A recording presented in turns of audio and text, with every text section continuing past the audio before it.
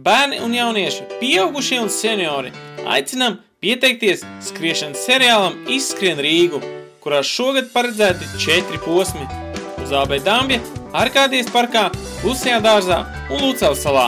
Pirmais posms jau 23. maijā. Pat ja jūs neesat līdz šim skrējis, jums ir tā iespēja atnākt un pamēģināt, kā tas jums izdodās, noskriet savu veselības kilometru, un varbūt jums tas iepatīkās, un jūs nāksiet arī uz pārējām sacensībām.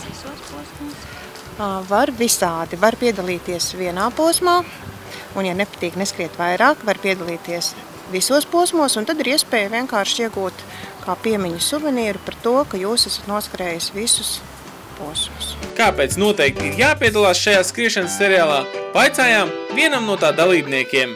Kādēļ ieteiktu citiem? Tādēļ, kad ir dažādas distances, var skriet gan sagatavoti cilvēki sportiski, gan arī bērni.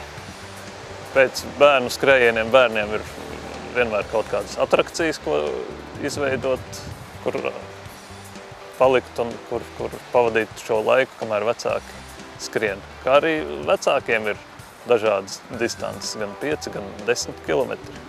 Ikvienam ir iespēja iesaistīties skriešanas seriālā un piedalīties vienā vai vairākos posmos.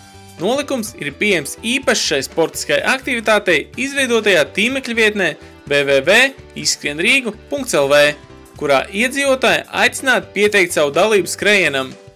Pirmajam posmam elektroniski pieteikties var līdz 20. māja 24:00, taču ir iespēja pieteikties arī skrējiena dienā, taču tad dalības maksa būs 5 eiro.